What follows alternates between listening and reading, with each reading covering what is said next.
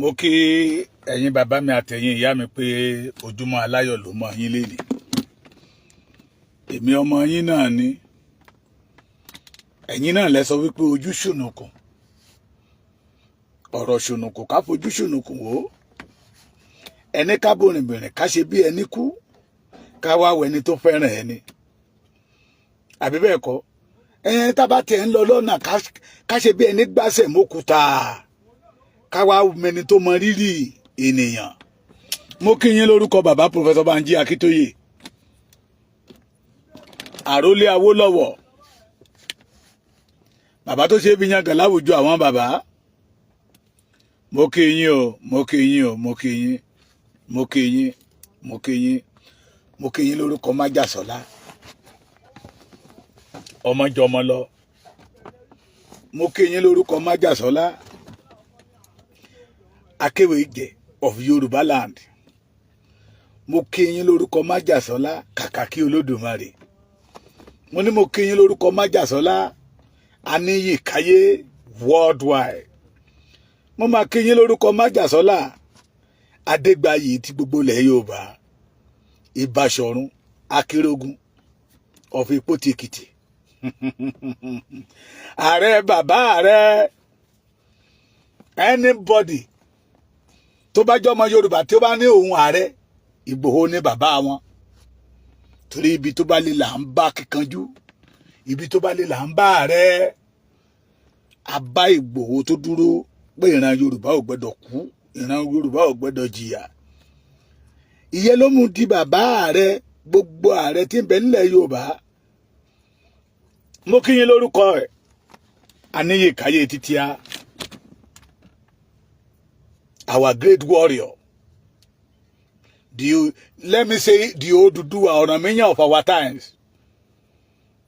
Ànábì títí wa nílẹ̀ Yorùbá ni. Màmá mi Grace Olúṣòótọ́ ikú ọjọ́ mẹ́ta màmá mi. Agbára ìfòkòtò eré ayé yìí ò ní fòyírú.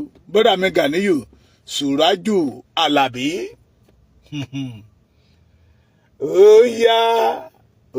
yá mi bọ̀. Ó yá. This is time for all the Yorubas láti mọ ọmọ àlè, láti mọ ọmọ ọkọ. Ó ní òṣùpá kan ni, ó ní ìwà ní sọ ẹrú dọmọ, ìwà dẹ̀tún ní sọmọ dẹrú. Ẹni tá a bí níbi ẹrú, tá a kó lẹ́rú láti bìkan wá, ìwà adẹ̀wùwà, ìwà yá yí padà, á sọ di ọmọ. Bẹ́ẹ̀ lẹni tá a bí níbi ọmọ, ìwà yìí náà ni ayé òun náà padà á wá di ẹrú. Ẹ má bínú mò ń bọ̀.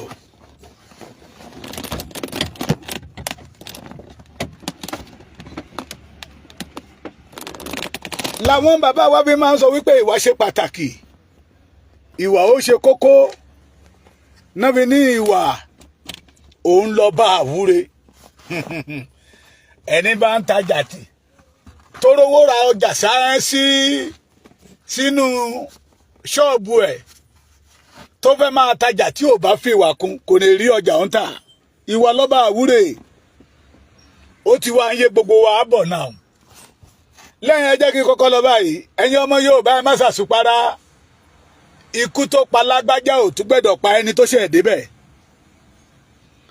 Ikú Lágbájá lálẹ́ àná mọ́jú èní ni mo mọ̀ pé ikú Lágbájá mọ́má ní kásà ni kì í ṣe kásà, ó lọ́wọ́ àwọn ará ti bíbà inú. Ikú tó pa Lágbájá ò tún gbẹ́dọ̀ pa ẹni tó wà ń bẹ̀ yìí. Èyí tí ọmọ Yorùbá tá a fi àwọn ọmọ ológo wa tá a fi ṣètùtù fún Nàìjíríà ò tó gẹ́. Báwọn gan ò bá tiẹ̀ náà ní àwa Yorùbá. Ẹ̀yin ọmọ Ìkẹ́rẹ́ Èkìtì, don't jubilate. Ewu ń bẹ lóko lógẹ́ fún ara rẹ̀, ewu ni. You must round around that man, the new chief of army staff. Kò gbẹ́dọ̀ kú bí Lágbájá ṣe kú o. Ibẹ̀ ẹ̀kọ́ ni mò ń lọ. Mo kí yín ẹ̀yin ọmọ Yorùbá. Àwa tí Ọlọ́run mọ̀ọ́mọ̀ dá ní àdápé. Àwa tí Ọlọ́run mọ̀ọ́mọ̀ gbìn sórí ilẹ̀ tó wuni tó ní ọ̀rá tó ní ògo ṣùgbọ́n tá à ń gbégbé ayé ìyà gbé ayé ẹrú. Those people say Jagaba àwa ló kàn ó ti wá yé yín sí pé Jagaba ò fẹ́ràn yín abẹ́ ẹ̀ tí ì rí interview tí Jagaba yín Bọ́lá Ahmed Tinubu tó ṣe ní Saudi Arabia pleading for some people freedom.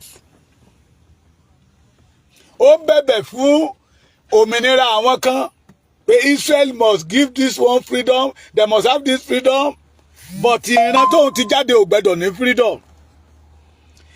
Bọ́lá Ahmed cannot work for the freedom of the Yoruba race. Ṣé ẹ ti rí pé nǹkan ṣe wá? That is why I say all the Yoruba must reject another amalgamation with the Fulanis. We must reject another amalgamation. Nígbà ayé Buhari náà bẹ̀bẹ̀ fáwọn Pakistan ṣé Pakistan ni ẹ má bínú yẹn kàwé ni ẹ̀yin mi dẹ̀ yọ pleading for them but there is no crime for self-determination for the Pakistan, but it is a crime for the Yoruba to ask for their own self-determination. Irú ẹ̀yà ọ̀rọ̀ bẹ́ẹ̀ náà ni Tinubu lọ sọ ní Saudi Arabia o. Yorùbá mo sọ ṣé ọ̀rọ̀ ìjẹta náà ni mo ní Yorùbá lọ̀tá Yorùbá. Àwọn àgbààgbà tó tá a rí ní ilẹ̀ Yorùbá wọ́n dúró ní dúró ìkà fún ìran Yorùbá. Tinubu ò fẹ́ òmìnira fún ìran Yorùbá. Tinubu ò fẹ́ àlàáfíà fún ìran Yorùbá. Tinubu ò fẹ́ ìmúgbòòrò fún ìran Yorùbá ṣùgbọ́n ó ń bẹ̀bẹ̀ fáwọn àwọn kan ní Saudi Arabia. Ó ń bẹ̀bẹ̀ pé ẹ̀tọ́ wọn ni they must have their own freedom, they must have their own independent, but ìran tó ń ti jáde a gbọ́dọ̀ ní independent àbí bẹ́ẹ̀ kọ́ kẹ́ lè mọ̀ pé nǹkan ṣe wá bóyá wa là ń ṣe nǹkan ni o bóyá nǹkan ló ń ṣe wá ni o eléyìí la máa fi mọ̀. The Yoruba we must reject another amalgamation. Any amalgamation. Hello? Yes. Mo wà. Mo ti wà ńbẹ̀.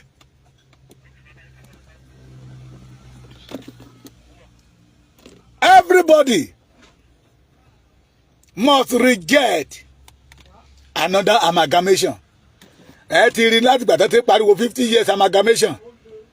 Ẹ lè rí àwọn àgbààgbà ilẹ̀ Yorùbá kan sọ̀rọ̀ kan sọ pé no èyí tí ìran mi jìyà fọ́gọ́rùn ọdún ó tó gẹ́ ẹ tẹ̀ jẹ́ kóníkálùkù máa lọ ná kóníkálùkù sì máa lọ ná bá a bá tẹ̀ máa sọ̀rọ̀ another amalgamation bí a máa tún papọ̀ ẹ rí ìjọ kóníkálùkù máa lọ.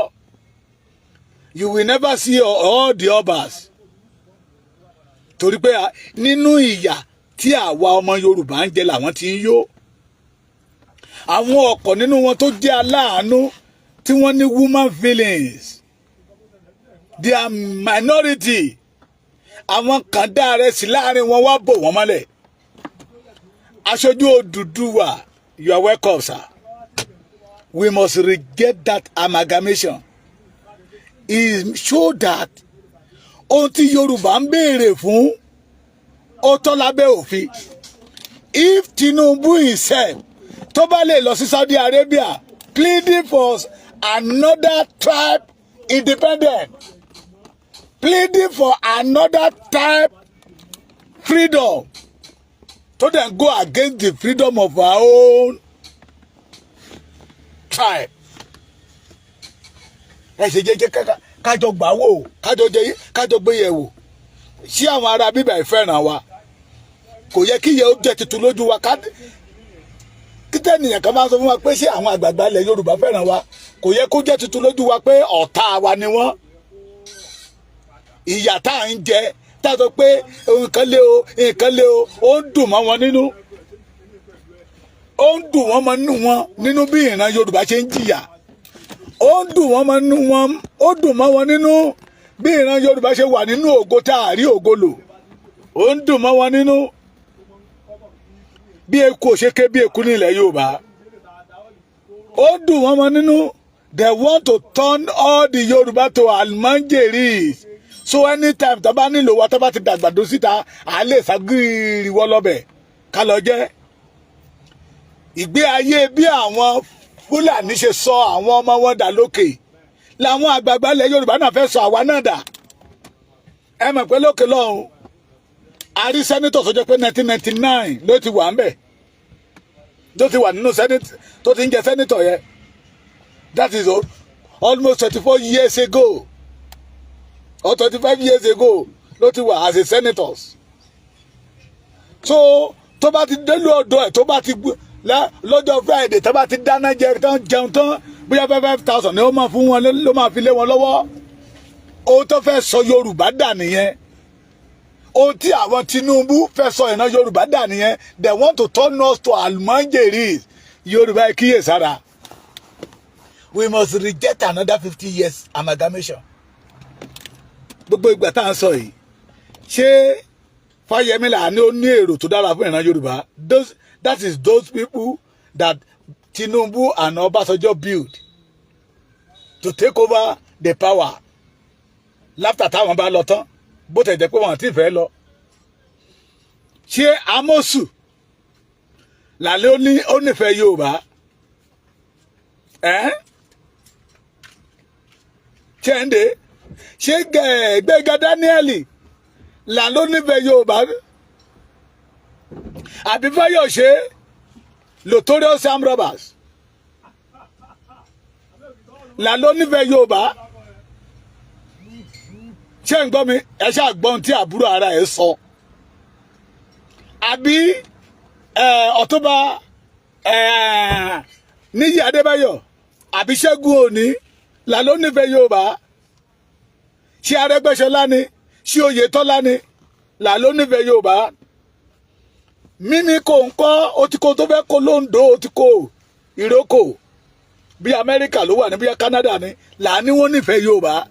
Àwọn àgbààgbà tó wà nínú politics tètè yìí young tí àwọn ti sì ń build ilẹ̀ tán rí gẹ́gẹ́ bí ọmọ wọn that they will take over from them. Wọ́n yìí wà ní youngest age under 60 wọ́n ti da notorious armed robber. Ẹ mọ̀ pé irú àwọn yẹn máa jalè títí wọ́n máa fi kú ni. Ẹgbẹ́ mi àbẹ́ àìdáhùn àbáwọn sẹ́nitọ̀ táwọn wò yìí. Ṣé MOB ló nífẹ̀ẹ́ ìran Yorùbá?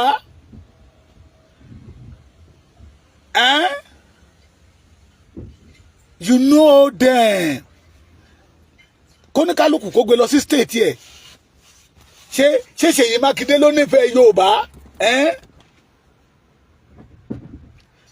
That their boss ọ̀gá wọn Tinubu forget about party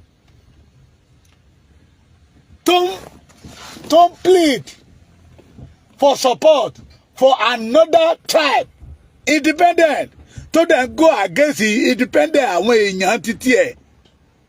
Ta lè sọ pé Tinubu is one of our fathers but he always go against the freedom of the Yorubas. Ó dẹ̀ plead pẹ̀lú independent àwọn èèyàn kan ní Saudi Arabia. Ẹ lọ wò to show you we the Yoruba we must reject that called amalgamation. Torí àwọn tán máa fàjọba lé lọ́wọ́ wọ́n á burú ju ti Tinubu yìí lọ. Tinubu ó ti fi ojú wọn mọ owó ó ti ọ̀nà àti jalè ó ti fi wọ́n á burú ju ti Tinubu yìí lọ. Name them, name olóṣèlú in Yoruba land. Correct one. Tó nífẹ̀ẹ́ Yorùbá. Tí ó ṣe tí àwọn ọ̀gá àwọn Fúlàní bá sọ fún wọn náà ṣe fún ìran Yorùbá. That is why we must reject that amalgamation. That another amalgamation must not work in Yoruba land. Ẹ̀yin abiyamọ ayé ẹ gbà wá o. Ẹ̀yin ìyá wa ẹ gbà wá o. Láti inú ara láti inú ẹ̀mí all of you must reject that amalgamation.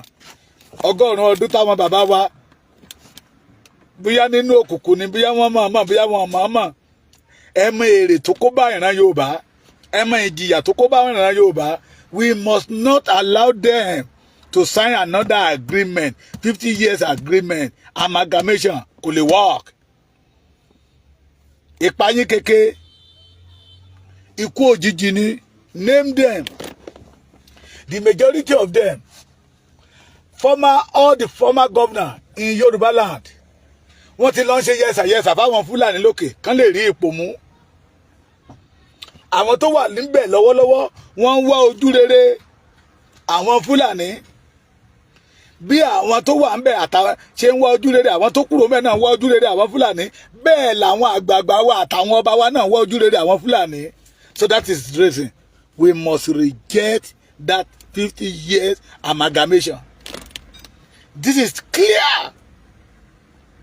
Gbangba ni tí ò rújú. Pé n tó lè mú Tinubu lọ máa plead for àwọn kan to have their own independence. Tí inú èmi náà dùn sí tó bá ní independent wọn. Kí ló mú Tinubu ọ̀ tó wá tako independent ti ìran ẹ̀ níbi tó ti jáde síta? Àbí ọmọ Pakistan ní Tinubu ni? Ṣé ọmọ Iran ni? Ṣé ọmọ Gaza ni? Bẹ́ẹ̀ yíwu ẹni Tinubu is from Iragbiji. Ṣé Iragbiji wà lára Gaza? Iragbiji tá a mọ̀ is from Osun State. Bóde jọmọ Èkó ni. Èkó is part of the Yorubas. Why Tinubu go against the freedom of Yoruba race? Show that they did not love us. Ìfẹ́ tán ní sí wa ní ìfẹ́ ẹdìyẹ. Tí ènìyàn máa lọ sọ́jọ́ àtà lọ ra ẹdìyẹ. A gbé sínú kéjì a máa fún lóúnjẹ díẹ̀díẹ̀. Tó bá rí pé ó ti sanra díẹ̀ a mú jáde á pàjẹ́. He showed that they did not love us. The Olusegun Oshoba, Bisi Akande, Omisore, they did not love us. Bí ayé wa ṣe ń polúrú mu kùsù lójú wọn, inú wọn dùn sí. Bí wọ́n ṣe ń fayé Yorùbá ráre, inú wọn dùn sí. Àná Fúlàní attack people in Adoye. We did not see any politician, including the governor, the current governor of Ekiti State, say anything about it. Kò jìnnà sí ẹgbẹ́ kábíyè palace ọba Ìwí níbi tó ti ń ṣe bíríìjì lọ́wọ́ ni àwọn tó ṣiṣẹ́ ọ̀nà yẹn can testify to it. Majority àwọn ènìyàn sáwọnú Wema Bank lánàá ni tóníkálùkù ti ṣọ́ọ̀bù ẹ̀ pé àwọn Fúlàní ti bẹ̀rẹ̀ o àwọn Fúlàní ti bẹ̀rẹ̀ o in our own land. Tinubu ta pè ní tẹ́yìn kan ní bàbá wa ni ó nífẹ̀ẹ́ wa. Ọmọ ẹni ò lè ṣèdí bẹ̀rẹ̀ káfílẹ̀ kẹ̀sí di ọmọ ẹlòmíì pleading to the war to support Gaza to have their own independence but go against the Yoruba independence that belong to ẹ mọ̀ pé nǹkan ṣe wá. We must reject that amalgamation. We the Yoruba must reject amalgamation. We Yoruba must reject the agenda of British on Yorubas. Táwọn bàbá wa bá di ojú tó wọnú ìgbèkùn British, àwa gbẹ́dọ̀ la ojú láti jáde kúrò nínú ìgbèkùn British ni. We must not allow it to work. We must not allow it to work. Ẹ̀yin àgbàlẹ̀ ni tójú bá farabalẹ̀ àrímú, ojú wa ti farabalẹ̀ àti rímú. God lójoojúmọ́ lọ́lọ́run ń tú àṣírí wọn. That is why somebody like Tinubu tó lè lọ máa plead, Buhari náà plead, ló lè lọ máa plead for another people. Tó jẹ́ pé tó bá ti kó lórí president wọ́n lè má have they may not have anything to do with him again. But we the Yorubas ṣùgbọ́n Ọbásanjọ́ ń yí rànmùrànmù káàkiri ilẹ̀. Àwọn àgbà agarawa àgbà ìkà tó jẹ́ pé tara wọn nìkan náà mọ̀. We must say no to all their plans. Hello? Màá pè ìpadà mo wà lórí program. We must say no to the British agenda. This is 21st century. We the Yoruba must have our own freedom. Tí Tinubu bá lóun wo support tọ́lọ́run bá ti wà lẹ́yìn wa. Who is Tinubu? Who is Ọbásanjọ́? Who is Afẹ́nifẹ́re? Ṣé àwọn àríjẹní mọ̀dàrú tí ìbẹ̀rù Ọlọ́run ò sí nínú ọkàn wọn? That they want to turn all the Yoruba to almanjiris. We must say no to that. We must say no to almanjiri agenda for the British Empire and our leaders, our kangaroos leaders, our wicked leaders. Say no to them. But okay, please help me subscribe to my Baba Ekiti TV YouTube channel. Alẹ́ máa gbọ́ wẹ́rẹ́ ọ̀rọ̀. Ó ti dé ìkórìtà tá máa bára wa sòdodo ọ̀rọ̀. Ó ti dé ìkórìtà tí ò sí ìbẹ̀rù mọ́. If Tinubu can go to Saudi Arabia pleading for Gaza, pleading for Iraq, to then go against the will of the Yoruba people. Tinu ẹ̀ dẹ̀ ń dùn bí Fúlàní ṣe ń pa wá lọ́tùn bí Fúlàní ṣe ń pa wá lósì. This time around, the Yoruba must say no to British agenda. God bless you.